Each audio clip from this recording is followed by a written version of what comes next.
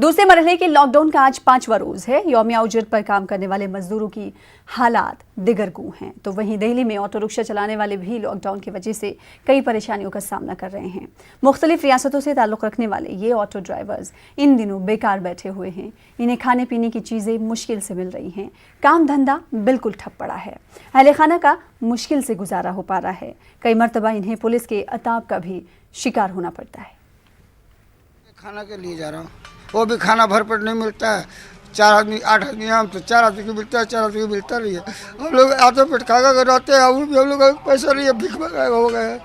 सब जाते हैं तो पुलिस वाले डंडा मारता है उल्टे में। तो खाना आप कहाँ से लाते हैं? वहाँ स्कूल पर क्या बोलता है नंबर 2 के स्कूल में से, 1 नंबर गेट से।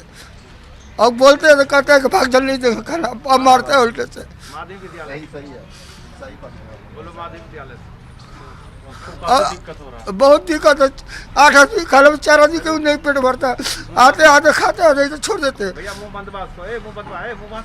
तो आपके बच्चे भी हैं? हाँ, बच्चे हमारे पूरे यहाँ फैमिली है, 9 आदमी है सब, छोटे छोटे बच्चे भी है। ऑटो ऐसे पार्क ही नहीं पड़ा, 1 रुपया नहीं जेब में, सब्जी किनने का भी पैसा नहीं है। हम बिहार पश्चिम चंपारण बेतिया जिले का। समस्या बहुत गहरी है और कहने के मतलब ये जितना जुल्म हुआ, लॉकडाउन हुआ, वो सर हमें तो अच्छा लगा, लेकिन निर्णय सही नहीं लिया गया। और अमीरों के लिए कुछ नहीं है, गरीबों के लिए लाठी डंडा पड़ते हैं, कहीं जाने के बाद दिक्कत है। और बड़े आदमी शादी ब्याह हो रहा है, समारोह हो रहा है, उनको कोई कार्रवाई नहीं है। हम लोग गरीब के ऊपर कार्रवाई है, ऐसा नहीं होना चाहिए।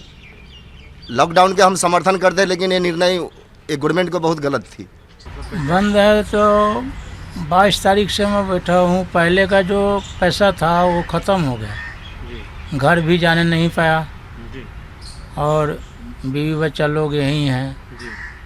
और अभी तो लाइन में लग के खाना वो स्कूल से ले रहा हूँ। काम बंद है जी, ये भूखे मर रहे हैं। अब खाना कर रहे हैं कि इतना बांट दिए, इतना दे रहे हैं, राशन दे रहे हैं, ये कर रहे हैं, पैसा दे रहे हैं। हम लोग को तो कुछ मिला नहीं।